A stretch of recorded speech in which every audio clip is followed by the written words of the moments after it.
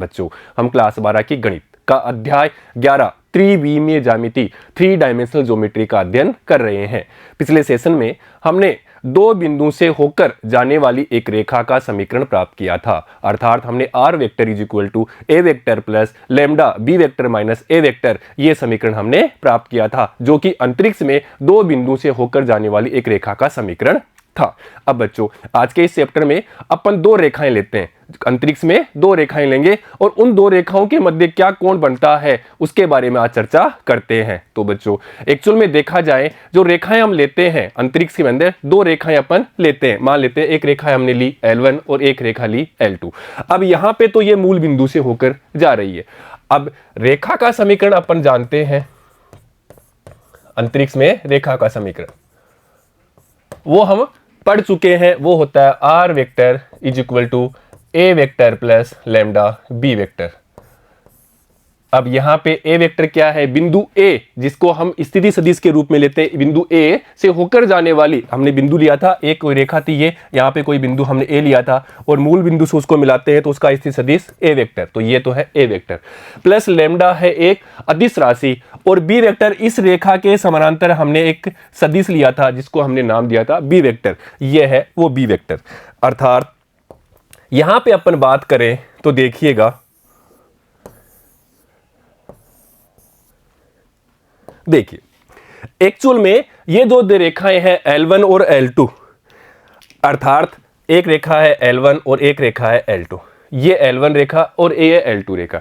तो इसके हिसाब से बात करें तो ये रेखा है, इसके समानांतर एक सदिश जा रहा है, अर्थात अपन बात करते हैं L1 रेखा के समानांतर सदिश है वो है B1 वेक्टर। इसी प्रकार अपन बात करते हैं कि L2 वेक्टर उसके समानांतर रेखा जा रही है, उसके समानांतर वेक्टर लिया है L2 के, वो अपन लेते हैं B2 वेक्टर है और इनके बीच का कोण थीटा। तो एक्चुअल में जो ये कोण होगा वो ये होगा, है तो कौन सा कोण, ये वाला एंगल और ये वाला एंगल दोनों सेम होगा क्योंकि ये इनके समानांतर है। तो अगर अपन इनके बीच का कोण निकाल लेते हैं तो वही कोण इनके बीच का होगा और इनके बीच का कोण निकालने के लिए हमें पता है एक वेक्टर है हमारे पास B1 वेक्टर है, एक B2 वेक्टर है और दो वेक्टर, एक होता है ए वेक्टर और एक बी वेक्टर, उनका अपन डॉट प्रोडक्ट कर चुके हैं, A vector dot B vector, वो होता है ए वेक्टर का परिमाण बी वेक्टर का परिमाण कोस थीटा। ये अपन पढ़ चुके हैं दो सदिशों का अदिश गुणा, और ऐसे अपन पढ़ चुके हैं A vector cross B vector is equal to A vector का परिमाण बी वेक्टर का परिमाण साइन थीटा एन कैप। ये अपन पढ़ चुके हैं दो सदिशों का सदिश गुणा, अर्थात इसको बोलते हैं क्रॉस प्रोडक्ट और इसको बोलते हैं अपन डॉट प्रोडक्ट। अब देखो तो इसकी सहायता से अपन कोस थीटा और साइन थीटा निकाल लेंगे। अगर थीटा निकल जाएगा तो इनके बीच का कोण निकल जाएगा, जो कोण ये होगा वो ये होगा क्योंकि ये L1 रेखा है जो B1 वेक्टर के समानांतर है, इसी प्रकार L2 रेखा है वो B2 वेक्टर के समानांतर है। तो इन वेक्टरों के मध्य जो कोण बनेगा वही वेक्टर के इनके रेखाओं के मध्य कोण बनेगा, ये बात अपन जानते हैं। अब देखिए, अब बच्चों यही बात यहीं पे नहीं होगी, ये बात अपन समतल जब पढ़ेंगे वहां पे भी यही बात देखेंगे कि दो समतलों के मध्य कोण, तो वहां पे भी समतल के लंबवत एक अपन n वेक्टर लेंगे, अर्थात दो समतलों के मध्य कोण की बात करेंगे तो वहां पे भी उसके समतल के लंबवत क्या लेंगे अपन, वेक्टर लेते हैं। अर्थात जो ये वेक्टर समतल जो कोण बनाएंगे वो ही ये वेक्टर कोण बनाएंगे उनके लंबवत, अर्थात वहां पे भी अपन इन लंबवत सदिश की सहायता से थीटा निकाल लेंगे। यहां पे लंबवत रेखा जो हमने लंबवत क्या लिया है, बी वेक्टर लिया है, समानांतर वेक्टर लिया है, इसकी सहायता से इनके बीच का कोण निकाल रहे हैं, वैसे ही वहां पे भी निकाल लेंगे। अब देखो, अब अपने पास में है L1 रेखा के समानांतर सदिश वो है B1 वेक्टर, और इसी प्रकार L2 रेखा के समानांतर सदिश वो अपन लेते हैं B2 वेक्टर। इसलिए वास्तव में B1 वेक्टर व B2 वेक्टर के मध्य कोण ही इन दो रेखाओं के मध्य कोण होता है। इन दो रेखाएं L1 और L2, L1 व L2 के मध्य कोण होगा।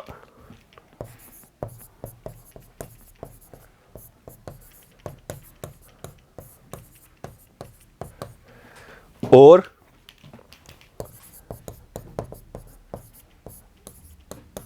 दो सदिश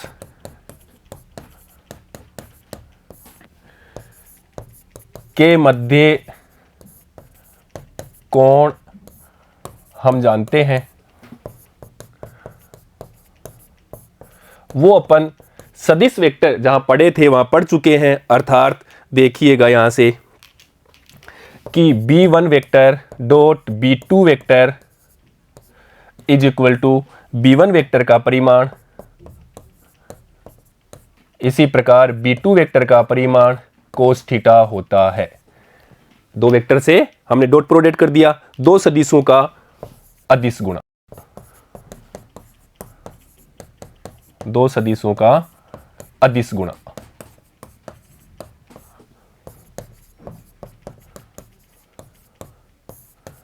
इसकी सहायता से अपन यहां पे सोल्व कर रहे हैं।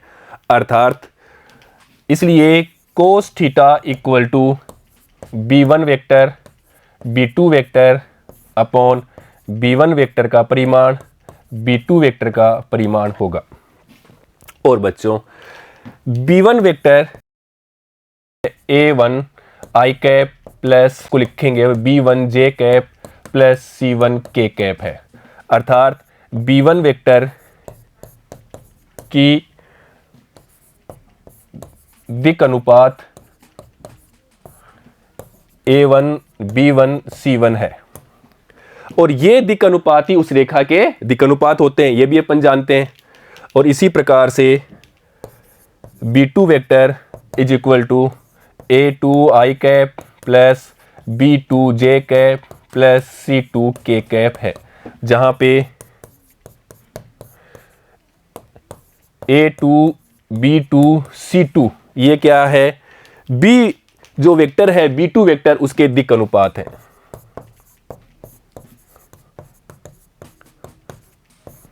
अर्थात यहां से लिखें cos theta is equal to B1 vector, तो A1 I cap plus B1 J cap plus C1 K cap dot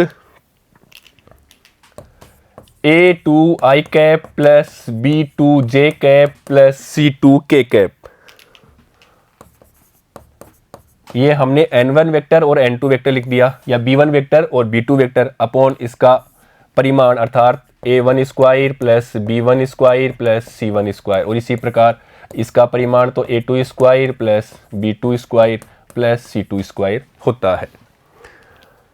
और बच्चों अपन इसका लेते हैं मोड, क्योंकि हमें पॉजिटिव वैल्यू चाहिए, इसलिए यहाँ पे देखो A1 A2 plus B1 B2 I dot I 1 होता है, और I dot J I dot K वो 0 होता है, तो अपन I dot I J dot J और K डॉट K से लिख रहे हैं अपन।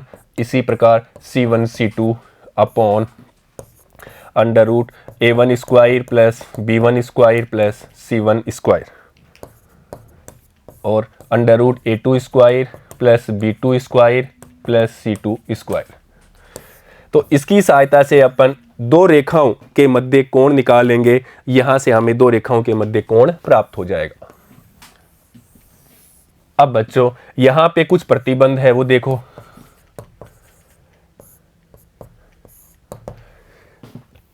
पहला प्रतिबंध है, यदि रेखाएं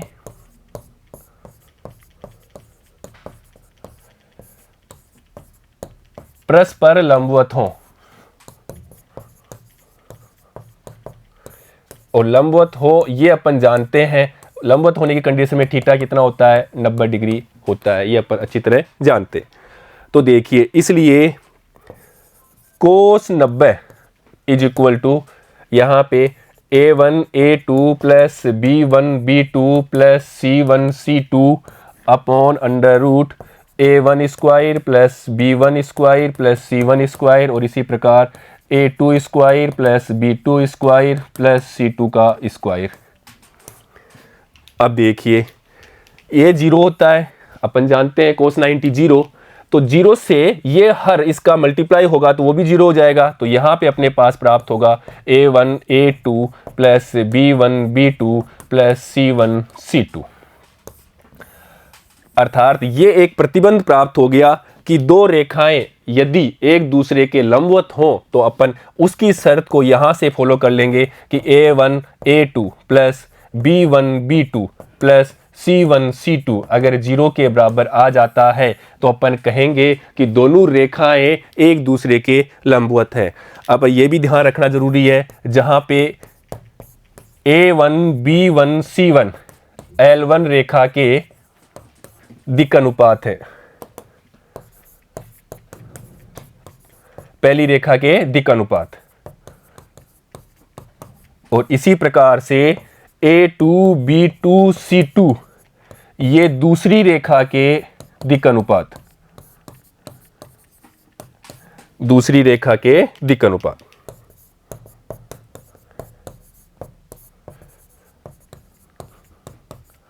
वास्तव में ये दिक् अनुपात है किसके? ये दिक् अनुपात तो है इसके समानांतर सदिश है जो b1 वेक्टर b2 वेक्टर लिए उनके दिक् अनुपात है, परंतु अपन जानते हैं कि दो रेखाएं समानांतर हैं तो इसके दिक् अनुपात इसके दिक् अनुपात होते हैं, अर्थात जो b1 वेक्टर के दिक् अनुपात हैं वही L1 वेक्टर के दिक् अनुपात होते हैं। इसी प्रकार b2 वेक्टर के जो दिक् अनुपात होते हैं वही L2 वेक्टर के दिक् अनुपात होते हैं।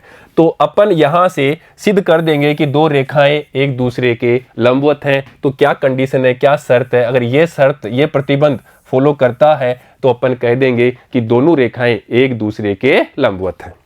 अब देखो इसका स्थिति दूसरी देखो, यदि दोनों रेखाएं अब की बार समानांतर हो, दोनों रेखाएं समानांतर हैं, और बच्चों ये कंडीशन में थीटा क्या होता है? 0 डिग्री होता है, ये अपन जानते हैं। तो देखिएगा, इसलिए कोस थीटा की जगह 0 लिखेंगे is equal to a1 a2 plus b1 b2 plus c1 c2 upon under root a1 square plus b1 square plus c1 square, और इसी प्रकार से a2 square plus b2 square plus c2 का square. ये अपने पास में फॉर्मूला है, वहां पे हमने कोस थीटा की जगह 0 डिग्री रख दिया, और कोस 0 को अपन जानते हैं 1 होता है तो यहां लिखेंगे 1। और बच्चों ये इसे अपन मल्टीप्लाई करते हैं तो यहां और मल्टीप्लाई करके और अपन सीधा ही यहां पे वर्ग भी करें तो यहां पे वर्गमूल हट जाएगा, तो अपन लिखेंगे a1 plus b1 a1 square plus b1 square plus c1 square, और यहां से a2 square plus b2 square plus c2 square is equal to, यहाँ पे क्या बचेगा? यहाँ पे भी अपन स्क्वायर ले लेंगे तो ये हो जाएगा a1 a2 plus b1 b2 plus c1 c2 का स्क्वायर। हमने क्या किया, ये 1 था तो इससे मल्टीप्लाई किया, क्रॉस प्रोडक्ट किया, हमने वज्र गुणा किया तो ये इसके साथ हो गया। फिर हमने यहाँ पे वर्ग भी ले लिया दोनों तरफ, तो यहाँ तो वर्गमूल हट गया और यहाँ पे स्क्वायर कर लिया। अब देखिए अगर इसको अपन सोल्व करते हैं तो अपने पास प्राप्त होता है a1 बटे a2 is equal to b1 बटे b2 is equal to c1 बटे c2। तो ये कंडीशन प्राप्त हो जाएगी अगर दोनों रेखाएं एक दूसरे के समानांतर हैं, समानांतर है। तो ये शर्त ये प्रतिबंध को संतुष्ट करता है। इस प्रतिबंध को अगर ये संतुष्ट करता है, इस प्रतिबंध में क्या है कि पहली रेखा के दिक् अनुपात और दूसरी रेखा के दिक् अनुपात, पहली रेखा के दिक् अनुपात दूसरी रेखा के दिक् अनुपात, पहली रेखा के दिक् अनुपात दूसरी रेखा के दिक् अनुपात, ये अगर बराबर होते हैं तो अपन कह देते हैं कि ये रेखाएं एक दूसरे के समानांतर हैं। इस प्रतिबंध को संतुष्ट कर लेता है।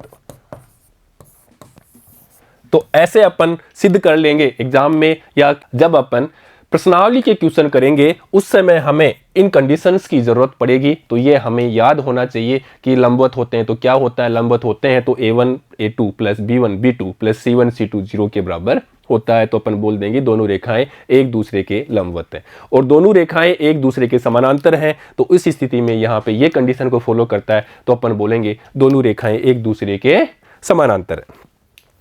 अब देखो बच्चों, इसी चीज में यदि दिक् अनुपात की बजाय हमें दिक्कोजाएं दे दे। देखिए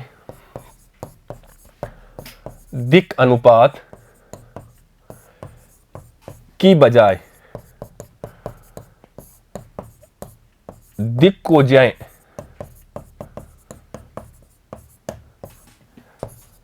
दे दिया जाए, तब देखिए तब क्या कंडीशन होती है। अर्थात उस समय देखो cos theta equal to L1 L2 plus M1 M2 plus N1 N2 upon under root L1 square plus M1 square plus N1 square, और इसी प्रकार यहाँ पे भी L2 square plus M2 square plus N2 square का mod. और बच्चों यहाँ पे देखिए ये क्या है, ये है दिक्कोजाओं के वर्गों का योग, और वो अपन जानते हैं एक के बराबर होता है। तो यहाँ लिखेंगे एक, यहाँ लिखेंगे एक, तो ये तो एक हो जाएगा। अर्थात इसको अपन लिख सकते हैं cos theta equal to L1 L2 plus M1 M2 plus N1 N2। अगर दिक्कोजाएं दी जाए तो उनके बीच का थीटा निकालना हो तो इसकी सहायता से अपन निकाल लेंगे, क्योंकि यहाँ पे अपन जानते हैं ये एक हो जाएगा। दिक्कोजाओं के वर्गों का योग एक होता है, ये अपन जानते हैं। और इस स्थिति में उनकी शर्तें जो प्रतिबंध है वहां पे देखो प्रतिबंध क्या हो जाएगा। प्रतिबंध हो जाएगा अगर थीटा इक्वल टू 90 हो तो देखिए यहाँ पे क्या हो जाएगा 90, तो वो 0 के बराबर हो जाएगा। अर्थात L1 L2 plus M1 M2 plus N1 N2 equal to 0। तो अगर दिक्कोजाएं दी है दो रेखाओं की तो उनके आपस में परस्पर वो रेखाएं क्या है, लंबवत है। इस कंडीशन को संतुष्ट करती है तो अपन कह देंगे दोनों रेखाएं एक दूसरे के लंबवत है। और थीटा इक्वल टू 0 डिग्री हो तब अपन बोलेंगे L1 बटे L2 is equal to M1 बटे M2 is equal to N1 बटे N2। तब ये दोनों रेखाएं एक दूसरे के समानांतर होगी। और इस कंडीशन में लंबवत होगी।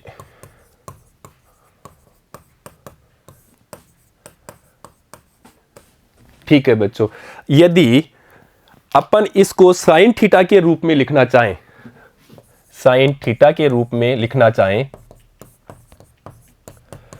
तब क्या करेंगे उसको देखो। उसके लिए अपन जानते हैं कि दो वेक्टर होता है, एक वेक्टर ए वेक्टर है और एक वेक्टर है बी वेक्टर है, और उनका अपन क्रॉस प्रोडक्ट करते हैं और वो होता है, वो भी अपन जानते हैं, ए वेक्टर का परिमाण बी वेक्टर का परिमाण साइन थीटा एन कैप। ये अपन जानते हैं।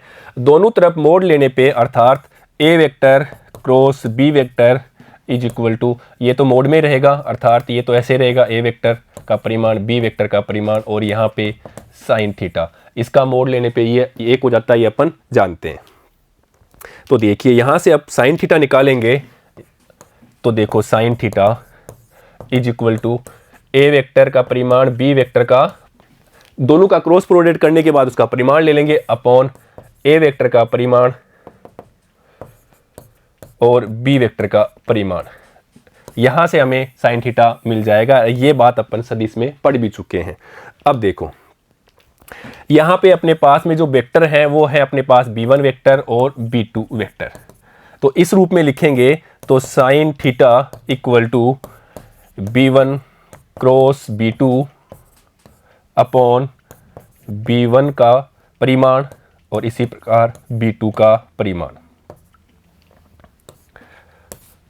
तो इसकी सहायता से अपन साइन थीटा के रूप में निकाल लेंगे। अब देखो इसी चीज को अगर ऐसे भी लिख सकते हैं, क्योंकि अपन जानते हैं b1 वेक्टर होता है a1 i cap plus b1 j cap plus c1 k cap. ये वेक्टर फॉर्म में घटक रूप में है जहाँ पे a1 b1 c1 क्या है, दिक् अनुपात है। इसी प्रकार b2 vector is equal to a2 i cap plus b2 j cap plus c2 k cap होता है। जो दूसरे वेक्टर के दिक् अनुपात है b1 b2 a2 b2 और c2। अब देखो अब अपन करेंगे b1 vector cross b2 vector. उसके लिए अपन सारणिक की सहायता लेते हैं i कैप j कैप और k कैप। इसके लिखते हैं घटक अर्थात A1 B1 C1। अब इसके घटक लिखेंगे अर्थात A2 B2 C2 और इसको अपन सोल्व करेंगे तो देखिएगा वो प्राप्त होगा आई कैप, यहाँ से अपने पास में B1 C2 minus B2 C1 minus जे कैप के लिए ये छोड़ना है अर्थात A1 C2 minus A2 C1 plus जे कैप के देखिए बच्चों, के कैप के लिए इसको छोड़ना है अर्थात A1 B2 minus A2 B1। और बच्चों इसका मोड लेना है हमें अर्थात तब प्राप्त होगा ए वेक्टर या यहाँ पे लिया है हमने B1 vector cross B2 vector का परिमाण is equal to under root, ये वाली चीज़ अपन यहाँ पे लिख देंगे अर्थात B1 C2 minus B2 C1 का square plus A1 C2 minus A2 C1 का स्क्वायर और इसी के कंटिन्यू में है आगे plus A1 B2 minus A2 B1 का स्क्वायर और ये पूरा वर्गमूल में है। तो ये अपने पास प्राप्त हो गया B1 vector cross B2 vector का परिमाण और फॉर्मूला है sine theta is equal to B1 vector cross B2 vector upon B1 vector का परिमाण B2 वेक्टर का परिमाण और इसका परिमाण, ये फॉर्मूला है। अर्थात यहाँ पे देखिए, यहाँ पे रखेंगे अपन तो सीधा ही साइन थीटा निकल जाएगा अपने पास में साइन थीटा, तो ये तो ऊपर रख देंगे अर्थात B1 C2 minus B2 C1 का square plus A1 C2 minus A2 C1 का square plus A1 B2 minus A2 B1 का स्क्वायर और ये पूरे का अंडर रूट में है। अपॉन में है अपने पास कौन से वाले B1 वेक्टर का परिमाण अर्थात A1 square plus B1 square plus C1 square और दूसरे का परिमाण अर्थात A2 square plus B2 square plus C2 square. तो इसकी सहायता से अपन साइन थीटा निकाल लेंगे। जब साइन थीटा के रूप में हमें निकालना हो तो इस फॉर्मूले की सहायता से अपन निकाल लेंगे, ये अपन जानते हैं। और बच्चों इतना ना करके अगर वैसे भी सीधा डॉट प्रोडक्ट से भी निकाल सकते हैं, क्योंकि हम जानते हैं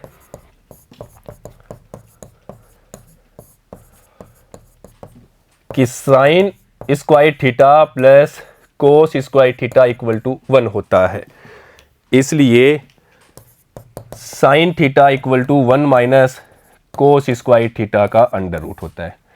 और कोस थीटा का मान तो अपन निकाल चुके हैं, तो वहाँ से भी सीधा निकालेंगे तो यही प्राप्त होगा under root 1 minus cos theta की जगह अपने लिखा था वहाँ पे स्क्वायर लिखा था, तो A1 A2 plus B1 B2 plus C1 C2 upon under root A1 square plus B1 square plus C1 square और अंडर रूट में A2 square plus B2 square plus C2 square और इस पूरे का स्क्वायर है ये।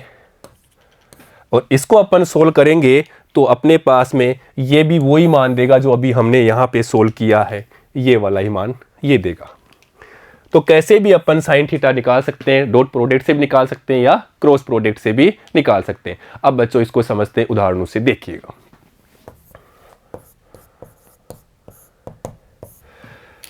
दिए गए रेखा युग्म ये और ये के मध्य कोण निकालना है थीटा। अब देखो इसको, तो रेखा का समीकरण देखना है पहले। तो रेखा का समीकरण वो अपन जानते हैं r vector is equal to A vector plus lambda b vector होता है, जो एक बिंदु से होकर जाने वाली रेखा का समीकरण, और उसके समानांतर एक वेक्टर हमने लिया था बी वेक्टर। अब यहाँ पे हमें दिया हुआ है आर वेक्टर, एक रेखा पहली दी है 3i cap plus 2j cap minus 4k cap plus lambda i cap plus 2j cap plus 2k cap.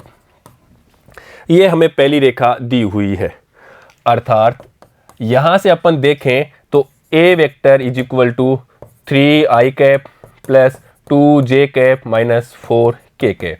हमने इससे कंपेयर किया, तो ये पहली रेखा है इसलिए मान लेते हैं A1 स्थिति सदिश, और यहीं से अपन मानते हैं B1 स्थिति सदिश। और वो क्या, इससे कंपेयर करेंगे तो बच्चों देखो I cap plus 2J cap plus 2K cap, ये अपने पास प्राप्त हो गया। और दूसरी रेखा में दी हुई है वो भी लिख लेते हैं। ये अपने पास दूसरी रेखा, वो हमें दिया हुआ है R स्थिति सदिश is equal to 5I cap minus 2J cap plus mu 3I cap plus 2J cap plus 6K cap. अब बच्चों अब फिर तुलना कर लेते हैं,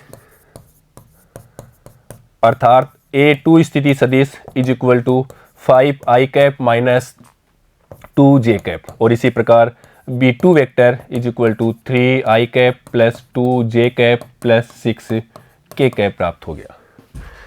अब देखो, अब अपन जानते हैं बीच का कोण थीटा, हम जानते हैं कि cos theta is equal to B1 vector dot B2 vector upon B1 vector का परिमाण और इसी प्रकार B2 वेक्टर का परिमाण। तो यहाँ पे ये दोनों B1 वेक्टर मिल गया, हमें B2 वेक्टर भी मिल गया, ये रख देंगे तो हमें थीटा मिल जाएगा। तो देखिएगा, इसलिए यहाँ से B1 वेक्टर अपने पास प्राप्त हो गया, ये रहा I cap plus 2J plus 2K। तो यहाँ लिखते हैं I cap plus 2J cap plus 2K cap dot B2 vector, और B2 वेक्टर यहाँ से 3I cap plus 2J cap plus 6K cap, और इसी प्रकार से इनका परिमाण और इनका परिमाण भी अपन यहीं से लिख लेंगे, अर्थात 1 का स्क्वायर 1, 2 का स्क्वायर 4 और 2 का स्क्वायर 4, और यहाँ से भी 3 का स्क्वायर 9, 2 का स्क्वायर 4 और यहाँ से 6 का स्क्वायर 36। ये हमने वैल्यू रख दी।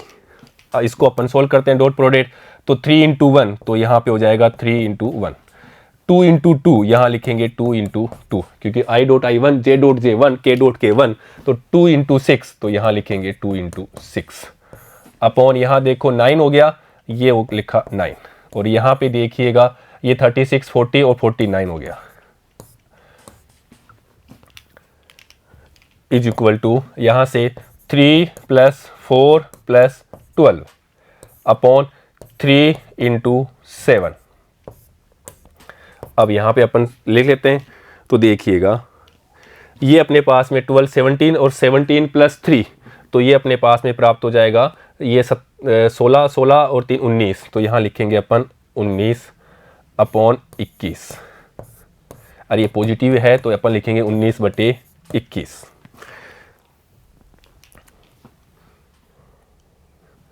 इसलिए कोस थीटा इक्वल टू 19/21, हमें तो थीटा चाहिए, इसलिए theta equal to cos inverse 19/21, और यही हमारा आंसर है। उन दो रेखाओं के मध्य कोण क्या बनाएगा, ये बनाएगा। तो ऐसे अपन सोल्व कर लेते हैं। नेक्स्ट देखते हैं उदाहरण 10वां। देखिए, देखो बच्चों, क्वेश्चन उदाहरण 10 को हल करते हैं। अभी हमारे पास कार्तीय रूप में रेखाएं दी हुई है, इसको अपन सोल्व करते हैं, और इनके बोला है कि इनके मध्य का कोण निकालना है, थीटा निकालना है, और वो अपन जानते हैं cos theta equal to B1 vector dot B2 vector upon B1 vector का परिमाण और इसी प्रकार B2 वेक्टर का परिमाण होता है। ये अपन फॉर्मूला भी जानते हैं, ये अभी अपने निकाला भी है। तो बच्चों यहाँ पे हमारे पहली बात क्या है, पहली बात है कि कार्तीय रूप में है तो हमें B1 वेक्टर और B2 वेक्टर निकालना है, या अपन इसको ऐसे भी लिख सकते हैं A1 A2 plus B1 B2 plus C1 C2 upon under root A1 square plus B1 square plus C1 square और under root A2 square plus B2 square plus C2 square का मोड। तो बच्चों ये वही चीज़ है, यहाँ पे दिक् अनुपात है, यहाँ पे वेक्टर है। तो इसके लिए यहाँ पे दिक् अनुपात निकालने हैं यहाँ से, तो दिक् अनुपात अपन निकाल लेते हैं। देखिएगा, पहली रेखा से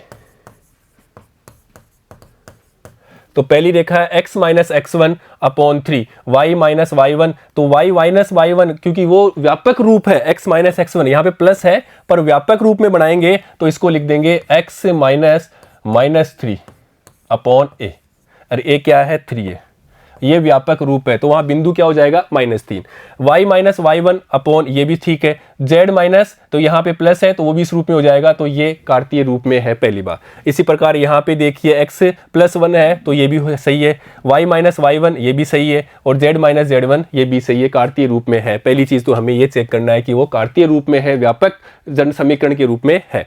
तो अब अपन इसकी बात करते हैं पहली रेखा के दिक् अनुपात, और वो होते हैं a1 a2 और a1 b1 c1 होते हैं। तो यहाँ से हमारे पास प्राप्त हो जाएंगे a1 का मान, b1 का मान और c1 का मान 3 5 4, तो यहाँ लिखेंगे 3 5 4, ये अपने पास प्राप्त हो गए पहली रेखा के दिक् अनुपात। इसी प्रकार दूसरी रेखा के दिक् अनुपात में निकाल लेते हैं। दूसरी रेखा के दिक् अनुपात, उसके लिए यहां से देखो 1 1 2, तो यहां लिखेंगे 1 1 2, ये क्या है a2 b2 c2। अब देखिए, अब ये चीज अपने फॉर्मूले में रख देंगे।